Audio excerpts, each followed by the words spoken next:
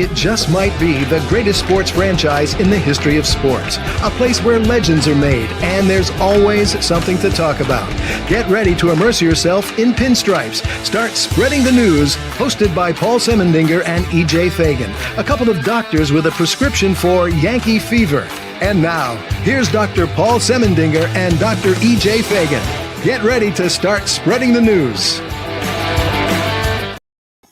That's right. Let's get ready to start spreading the news. Hello, my friends. Let's make today a great day. How do you make your day great? Well, it's simple. You look for the good, you find the good, and you cherish it in your heart. When we find the good and cherish it in our hearts, we can't help but have great days. But sometimes people say, I can't find any good. There is no good to find. Well, then, my friends, I encourage you to do something nice. Make good yourself, and then there will be good. Once you find the good and you cherish it in your heart, spread it, give it away, be generous with kindness and happiness and love. Remember, when we give love, it comes back to us in greater amounts than we ever gave. Today, we are going to talk about the great Yankees start. They are 7-2. You really can't ask for more. 9 games, 7 wins. Let's go Yankees. But before we get to the Yankees, let's remind everyone that this great program is brought to you by Artemisia Publishing. Artemisia is a traditional publisher located in New Mexico in the good old USA. They publish a wide selection of books in a multitude of genres.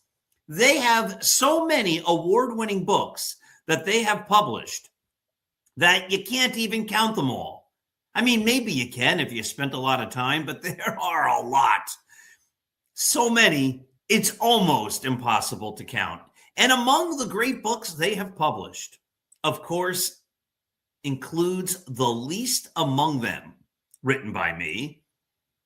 Roy White's From Compton to the Bronx, written with me. The highly motivational 365.2. The brand new Greatest New York Yankees by Uniform Number. And the greatest novel ever written, Scattering the Ashes. If you have not read Scattering the Ashes, your life, I hate to say it, is incomplete. You need to read Scattering the Ashes. So I'm not with EJ tonight because as I record this, I'm not home. And I'm going to be traveling and getting home. So rather than trying to work that all out with EJ, I said, let me just record the show myself. Remember, go to apbooks.net.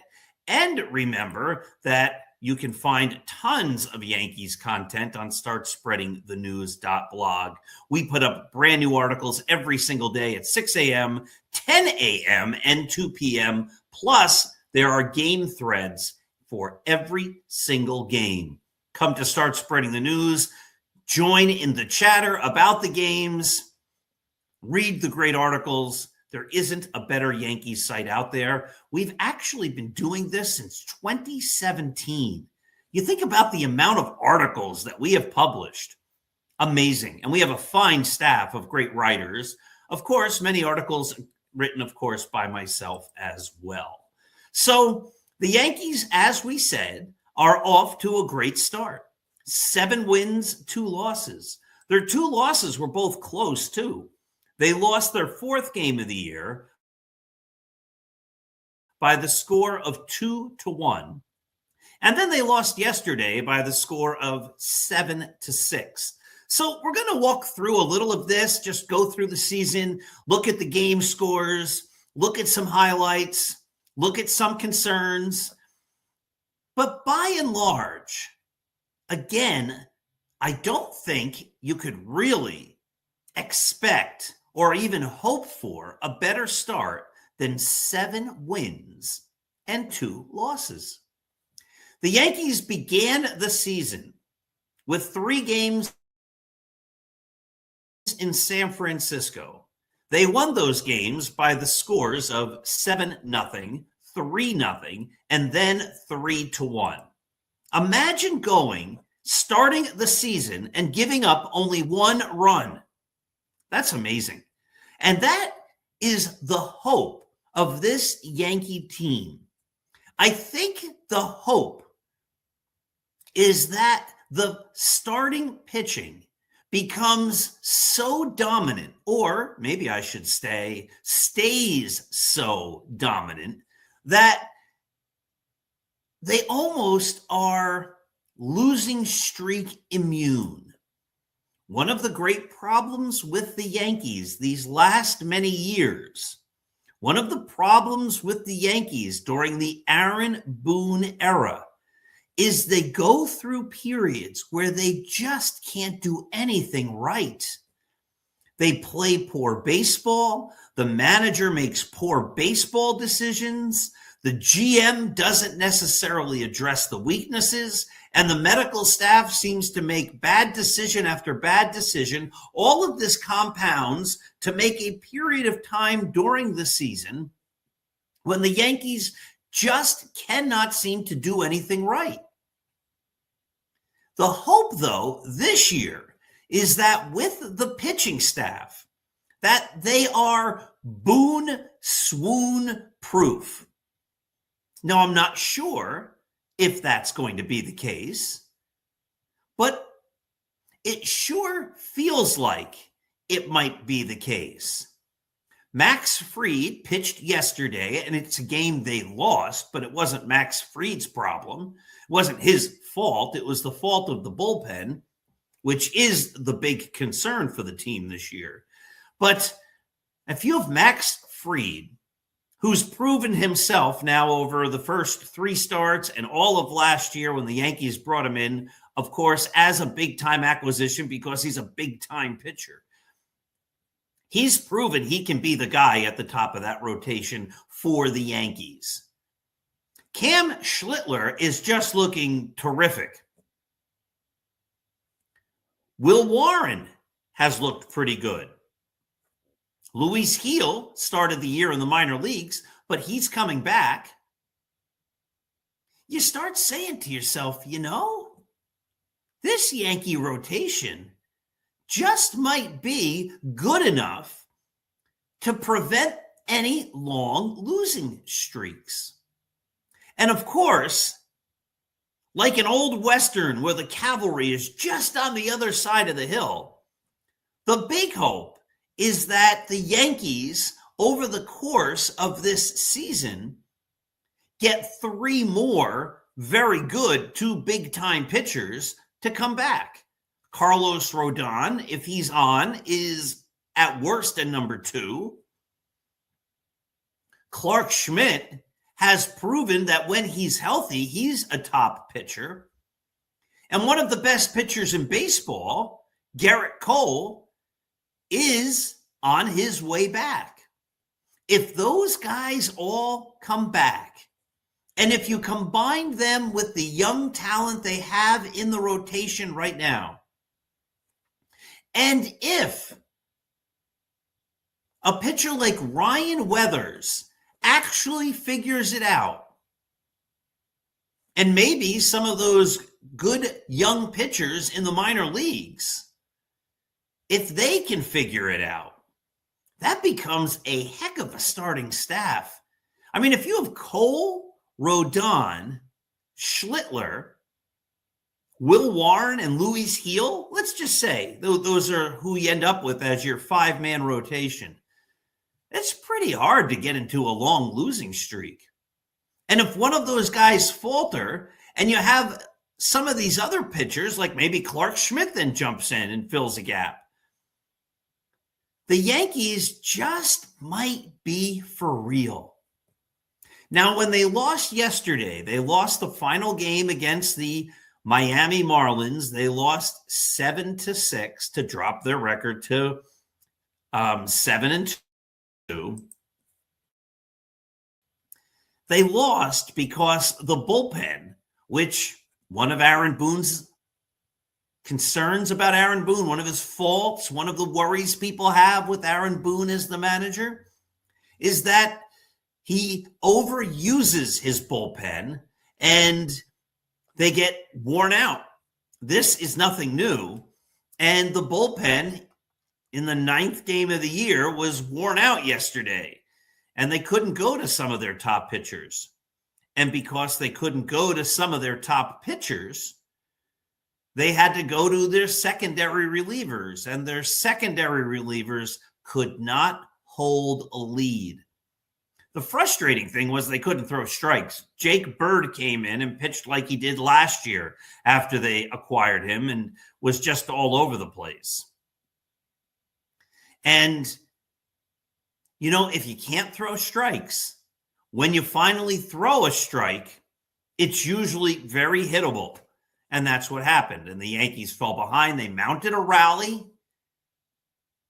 They had the tying and winning runs on base in the bottom of the 9th, but they fell short. I did think that it was interesting. The only lefty batter they had left at the end of the game yesterday was J.C. Escarra, who doesn't have a hit this year. And he didn't hit last year. I don't think most people see J.C. Escarra as a threat with the bat, and yet they sent him up in a game-winning situation, 2 on, 2 out, bottom of the 9th, down by a run, and he struck out. Now, he was a left-handed batter, and it was a right-handed pitcher, but the Yankees still had some right-handed bats on the bench. And, you know, sometimes you say, well, you got to keep it lefty-righty, and that kind of thing. And I get it. You want to play the percentages, but if you're going to a guy who's not really known for hitting, it's a stretch to say, yeah, let's go to this guy and hope he delivers the game-winning or the game-tying hit. Oh, but again, not much to complain about. The team is 7-2. And while a lot of the players at the bottom of the lineup aren't really hitting, in fact, up and down the lineup, a lot of guys aren't hitting, the Yankees are still getting by and scoring runs. I mean, they had 6 yesterday, 9 the day before, 8 the day before, 5 before that, 5 before that. Then they lost that game 2-1. And in the 3 games before that, they scored 7, 3, and 3 runs. Now, I'd say 3 isn't the greatest, but 9 games in, you have a game where you've scored 7. You have 2 games where you've scored 5. You have a game where you've scored 6. You have a game where you've scored 8. And you have a game where you've scored 9. Those are good numbers. And again, let me just go back here. I'm looking at Baseball Reference here. Let me just go back to the Yankees statistics. They are updated on Baseball Reference. I mean, look at these guys. Austin Wells is batting $167. That's not good. Jazz Chisholm's hitting $194. That's not good. Jose Caballero's hitting $129. That's not good. Ryan McMahon is hitting $0.87. That's not good. Trent Grisham is hitting $172. Oh my goodness. How many guys on that team aren't hitting at all? That's a lot. Your catcher, your second baseman, your shortstop, your third baseman, and your center fielder. Aaron Judge hitting only $250. Not terrible. Cody Bellinger hitting only $267. Not terrible. The guys carrying the offense so far, Ben Rice, $370, leads the American League in runs batted in with 11. He also has 3 home runs. And Giancarlo Stanton off to a torrid start, hitting $394 with 1 home run.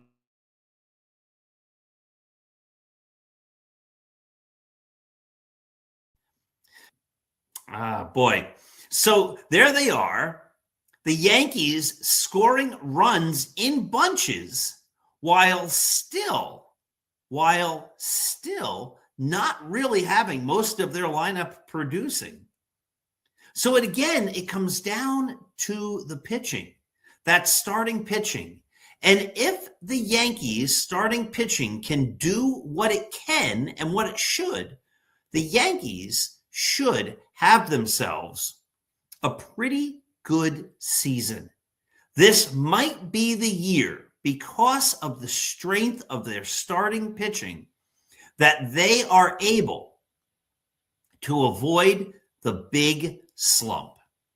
Now, I haven't made a big announcement about this, but there's a new network that grew out of the old Northeast Streaming Sports Network, which then became the National Sports Network.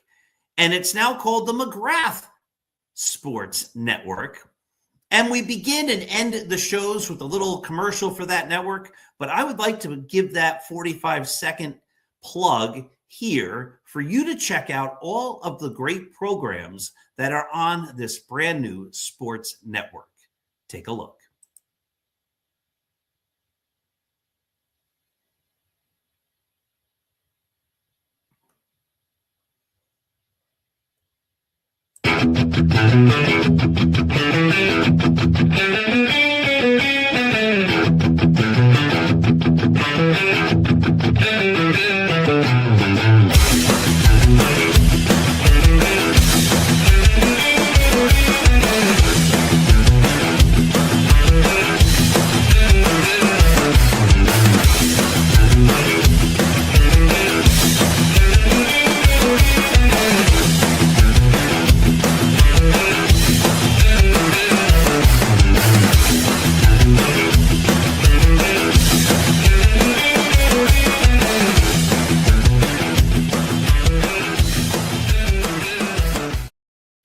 All right, so that is the McGrath Podcast Network.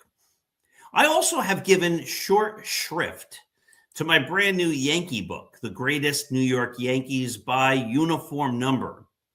And I would like to just highlight one of the many articles in that book, do a little book sharing with you today, and talk about one of the most unique numbers in Yankees history. And that is the uniform number 8. And what's going to follow is a reading from the chapter on the uniform number 8 in the book. Now, this book, and I'm getting so many rave reviews, so many people are telling me I've loved this, Paul. What a book. This is really just so engaging. And one of the wonderful things about the book is it goes right into the heart of what we do as sports fans. We discuss and we debate.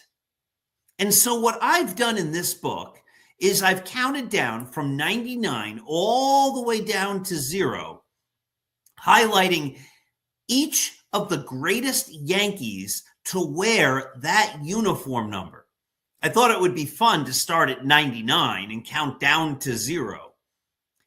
The unique thing about number 8 in Yankees history is number 8 has been retired twice. Number 8 was retired for Yogi Berra, and at the same time, the Yankees retired it for another great catcher, Bill Dickey. So Bill Dickey and Yogi Berra both wore the same number. And when the Yankees retired it for the one catcher, Berra, they retired it for the great catcher who preceded him, Bill Dickey. And in the book, what my task was and is to make the argument why one or the other of those two players is better. Here's the thing. Bill Dickey has been largely forgotten. He was a phenomenal catcher.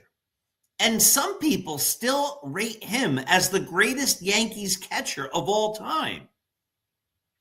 But Yogi Berra has captured America's imagination. Yogi was a character. Yogi was bigger than life. Yogi said a lot of fun and funny things. And Yogi is more recent. So when I talk to people about the book and I mention Bill Dickey and Yogi Berra, a lot of people say, well, the greatest Yankee catcher was obviously Berra. And they say that not knowing how great Bill Dickey was. So again, my task then is to determine, using evidence, which of those two catchers was actually the greatest Yankee while wearing number 8. And so what I'd like to do is just read a little of the book, the chapter on uniform number 8. Only 5 Yankees wore number 8. 4 of those 5 were catchers: Johnny Grabowski, Bill Dickey, Aaron Robinson, and Yogi Berra. The only non-Yankee to wear uniform number 8 was outfielder Johnny Lindell. Now, if we had time, and maybe we'll do this someday, Johnny Lindell is one of these guys who's been largely forgotten. He played mostly in the 1940s. He was a Yankee outfielder, and then he came back later in his career and pitched in the National League. I believe, without looking it up, this is off the top of my head, he pitched for the Phillies and the Pirates, I believe. But how many guys have done that? Have had 2 different careers, one as a hitting outfielder and the other as a pitcher. Johnny Lindell is one of those guys, and he deserves a deeper dive someday. But he doesn't get a deeper dive today because today we're focusing on the question of who was better, Bill Dickey or Yogi Berra. Today, uniform number 8, this is from the book, is retired for both Bill Dickey and Yogi Berra, the 2 greatest catchers in the history of the Yankees. Both players are in Monument Park, and both are in the Baseball Hall of Fame. Bill Dickey, when he first came up, wore uniform number 10 in 1929, his rookie season. But then he wore number 8 from 1930 until the end of his career, played entirely with the Yankees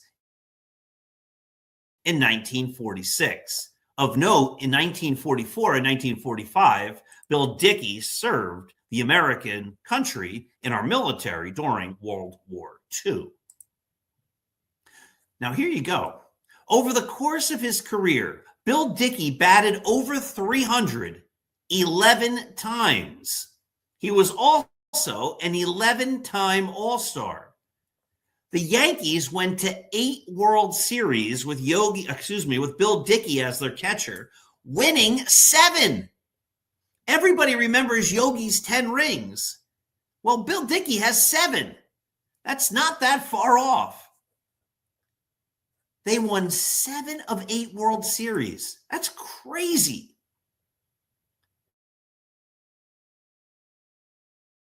For his career, Bill Dickey batted .313. He had 202 home runs and 1,209 runs batted in.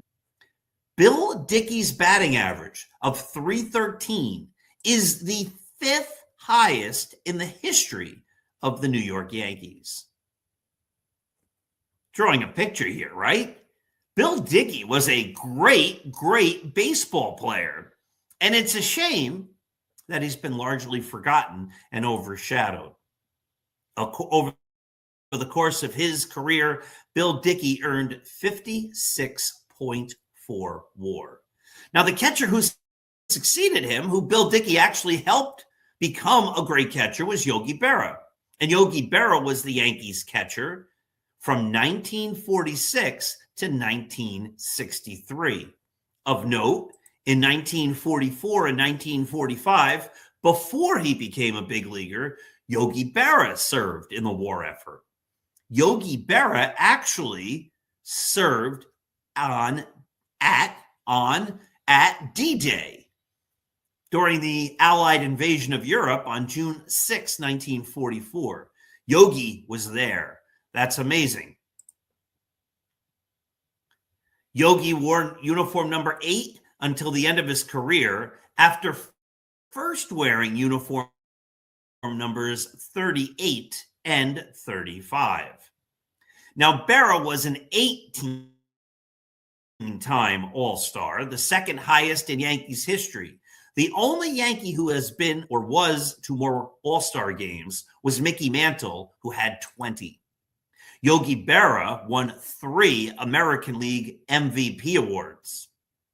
And Berra's team went to 14 World Series. And as we said, he was a world champion 10 times. No player has ever been on more World Series winning teams than Yogi Berra. As a Yankee, Berra batted .285 with 358 home runs and 1,430 RBIs. When he retired, no catcher had ever hit more home runs than Yogi, and Yogi's lifetime WAR as a Yankee was 59.7. Now, a quick note, some of these numbers, like OPS plus, which I haven't mentioned yet, in WAR, actually get normalized over time. So one of the great, I wouldn't call it a frustration, but it was kind of frustrating, was I had the book ready to go a year ago before the 2025 season. And we decided that we would hold it off till this year to include the 2025 season with all the statistics and the history and different players and more uniform numbers and more things to discuss and write about. All of that was good and great and wonderful. But one of the great frustrations was I had to wait till 2025 ended to do the big revision to get the book ready for its 2026 release. And I had to revisit all of the statistics. Now, the counting stats I had right, those are easy. That's not really ever going to change. But some of the numbers, like WAR, get normalized and they get recalculated. At least on Baseball Reference, they do. And the numbers are different from certain times to certain times. I guess at the end of each season, they recalculate and renormalize some of these things. And so one of the great frustrations was, like, some of these players, their WAR might have been 27.4 when I wrote the book. And then when I went back, it was 27.3 or 28.1 or whatever. They're so close, but I had to make sure that those numbers were accurate. Now, in the book, I give a chart and I compare each of the two players, Bill Dickey and Yogi Berra. Berra played in more games, 2,116, compared to Dickey, who played 1,789. Dickey had the better lifetime batting average. He hit .313. Berra hit .285. Berra had more home runs, 358 to 202. Berra also had more runs batted in, 1,430 compared to 1,209. Berra, as we noted, was an all-star 18 times, Dickey 11. Berra went to 14 World Series. Dickey went to, didn't I say 8? Or did I say 9? 8.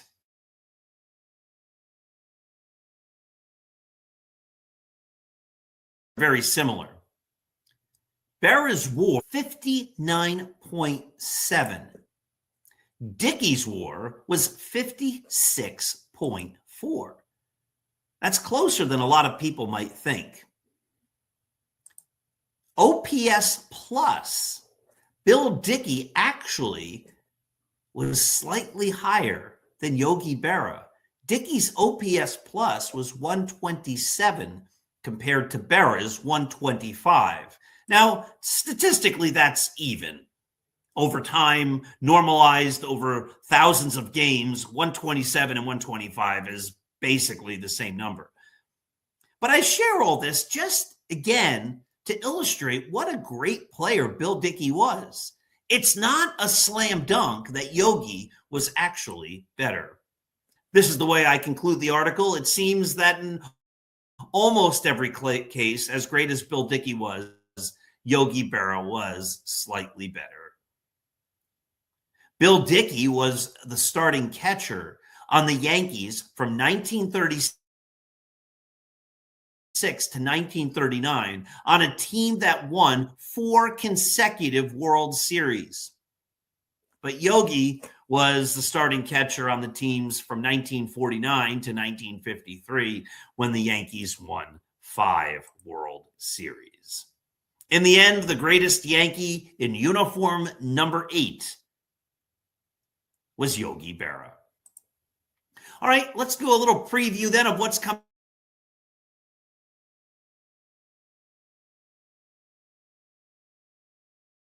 As we said, a chance of doing a heck of a lot better in the coming games. Their next 3 games, Tuesday, Wednesday, and Thursday, are home against the Athletics. Would it be a surprise if the Yankees won all 3? I don't think it would be. In fact, I think if the Yankees don't win all 3, and if they only win 2 out of 3, it'll be somewhat of a disappointment. Following that, the Yankees play the Tampa Bay Rays on the road in Tampa Bay. But of course, those road games are actually at the Yankees spring training complex. So the road games that feel kind of at home. Then they head back home and they play the Los Angeles Angels for